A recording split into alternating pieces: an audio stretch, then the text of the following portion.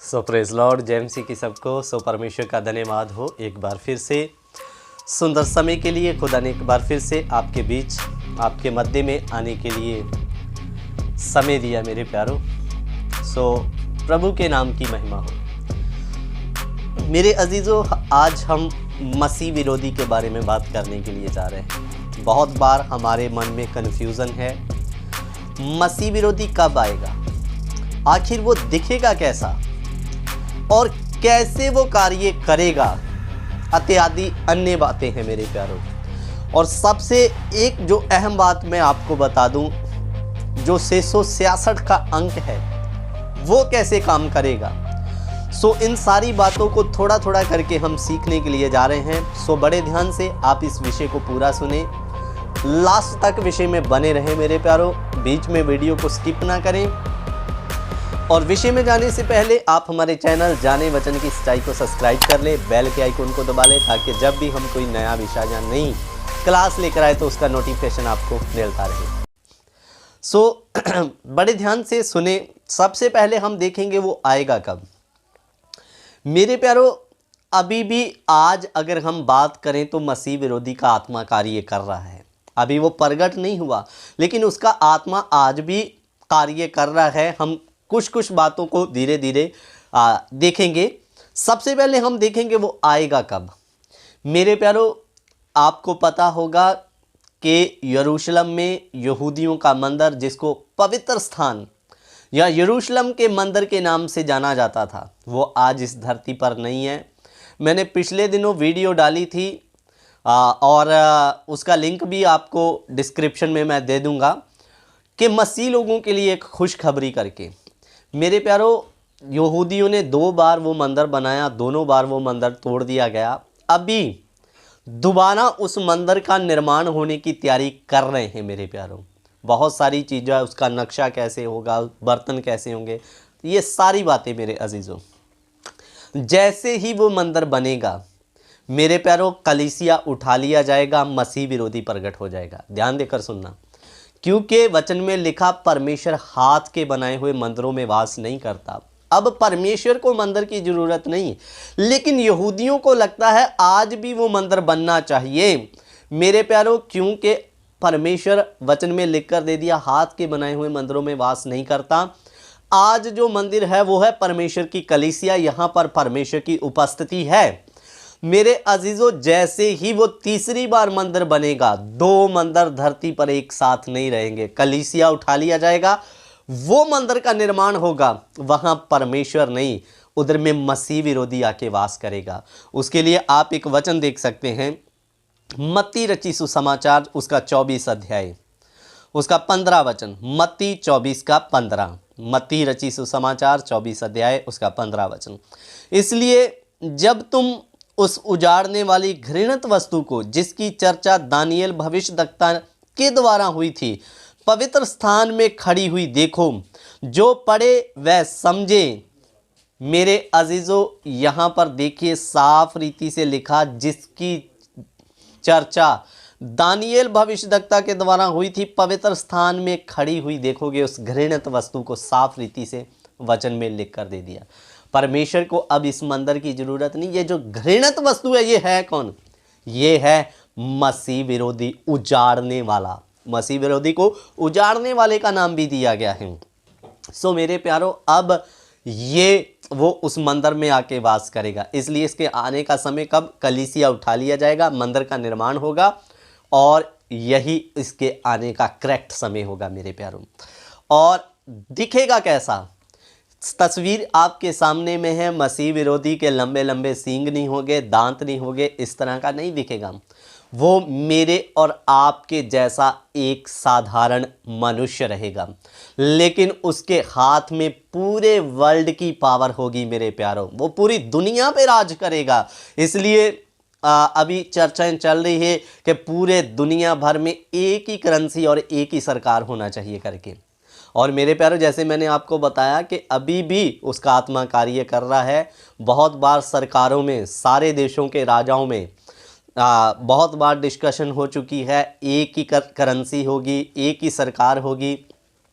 इसलिए मेरे प्यारों, वो अभी से ही ये काम करने उसने शुरू कर दिया, तो इसलिए वो दिखेगा कैसा, कोई ड्रामना नहीं, वो हम मनुष्यों में से ही एक निकलेगा, पूरे दुनिया भर पे राज करेगा और हम में से ही किसी एक के समान दिखाई देगा मेरे अजीज़ों।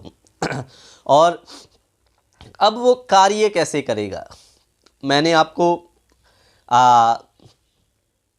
पहले भी एक क्लास मसीह विरोधी के बारे में ली है, जिसको आप हमारे चैनल में देख सकते हैं कि वो कलेश के दिन कैसे होंगे, वो आपको मिल जाएगी हमारे चैनल में जब आप वीडियो के अंदर जाएंगे। तो मेरे प्यारों, मैं इसमें ज़्यादा डिटेल में नहीं जाऊंगा। 7 साल का उसका राज्य है, 3.5 साल वो शांति का राज्य करेगा, 3.5 साल वो बहुत ही भयानक दुख लोगों के अंदर में देगा, और उसी के दौरान क्या बड़े क्या छोटे सब में एक चिन्ह मार्क करके दिया जाएगा, एक छाप दी जाएगी जिसको 666 या 666 का नाम दिया गया है। वो कैसे होगी, वो एक छोटी चावल के दाने जैसी चिप होगी, वो आपके बाएं हाथ में नहीं, जहाँ तो दाहिने हाथ में दी जाएगी, जहाँ माथे में फिट की जाएगी। उसके लिए आप एक वचन देख सकते हैं, मेरे साथ निकाल लीजिए प्रकाशित वाक्य की किताब, प्रकाशित वाक्य उसका 13 अध्याय उसका 18 वचन। ज्ञान इसी में है जिसे जिसे बुद्धि हो वह उस पशु का अंक जोड़ लें, क्योंकि वह मनुष्य का अंक है और उसका अंक 666 है। सो मेरे प्यारो, इधर में लिखा मैं 17 वचन भी पढ़ देना चाहता हूँ ताकि आपको अच्छे से समझ आ जाए।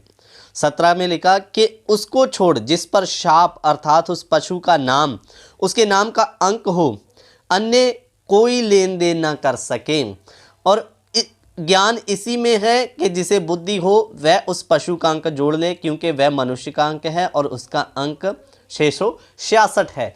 सो मेरे अजीज़ों, ये हर एक बड़े छोटे बुजुर्ग सबके दाहिने या माथे पर इसको फिट कर दिया जाएगा, और इसी से आप दुनियादारी में लेन देन कर सकोगे। आपके जेब में पैसा नहीं होगा, इसी में आपका सारा बायोडाटा रहेगा, इसी में आपके पैसे रहेंगे, और जो भी लेन देन करना है इसी के द्वारा होगा। जैसे आज हम मोबाइल के द्वारा फ़ोन पे, गूगल पे या यूपीआई इस्तेमाल करते हैं। मेरे प्यारों, एक दिन मैं अपनी पत्नी के संग में बाज़ार में लेन देन करने के लिए गया, तो मैंने फ़ोन पे से वहाँ पर पेमेंट किया। मेरी पत्नी कहती है आपके पास क्या 100 रुपया होगा, बच्चे का कुछ सामान छूट गया वो लेना। तो मैंने कहा कोई बात नहीं, हम फ़ोन पे कर देंगे। तो वहाँ की जो मालकिन थी, एक लेडीज़ थी, वो कहती आजकल कौन जेब में पैसा रखता है, हमारे पास 100 से 90% लोग आते हैं जो फ़ोन पे के द्वारा पैसा पे कर रहे हैं, जहाँ गूगल पे के द्वारा। मेरे प्यारों, मैंने आपको पहले ही बताया, मसीह विरोधी का आत्मा कार्य कर रहा है, तैयारियां चल रही है।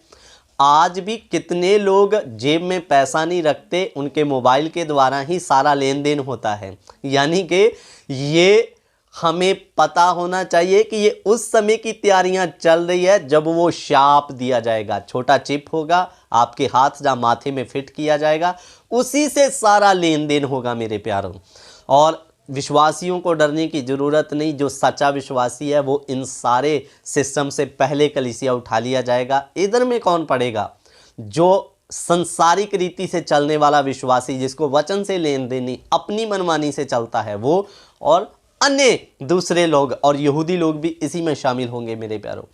और ये 666 का सिस्टम मैं आपको बता रहा था कि चालू हो गया है अभी, मतलब 666 अंक का नहीं आया, लेकिन इसकी तैयारियां हो रही है। आज भी देखिए, लोग जेब में पैसा ना रखते हुए फ़ोन से ही हर काम सिस्टम चल रहा है। ये इसका मतलब ये आने वाले दिनों में आपकी जेब में पैसा नहीं होगा, आप सारा सिस्टम उस चिप के माध्यम से करेंगे। ये उस समय की तैयारियां अभी से हो रही है। इसीलिए कहते हैं कैशलेस, यानी कि पूरी दुनिया कैशलेस हो जाएगी। उनके अकाउंट में पैसा रहेगा, जेब में कुछ नहीं होगा। बस की टिकट भी खरीदना है, माथा जहाँ हाथ आगे करो, स्कैन हो गया, उसमें से पैसा कट जाएगा। मेरे प्यारों, ये सिस्टम सुनने में बड़ा अच्छा लग रहा होगा, लेकिन ये समय बहुत भयानक काल का समय होने वाला है। और ये शाप मसीह विरोधी के जो लोग होंगे जो इसके दायरे के अंदर आएंगे उन पर शाप दिया जाएगा, और उनमें से यहूदी जो बाद में कष्ट सहकर परमेश्वर को जान लेंगे उन पर वो इस शाप को लेने से मना करेंगे। उनको पता कि ये मसीह विरोधी शैतान का अंक है करके। मेरे अजीज़ों, इसलिए ध्यान देकर सुनिए, हम इस उजाड़ने वाले के हाथ में ना पड़ें तो उसके लिए क्या करना होगा? आपको गुप्त आगमन के लिए तैयार होना होगा। इसके आने से पहले कलीसिया उठा लिया जाएगा, इसलिए लापरवाह ना हो, तैयार हो जाएं। मसीह विरोधी के आने का और कलीसिया उठाए जाने का समय नज़दीक है। सावधान रहें, सतर्क रहें, वचन के अनुसार चलते रहें और तैयार होते रहें। सो परमेश्वर इन वचनों के द्वारा आप सबों को आशीष और बरकत दे। जय मसीह की सबको।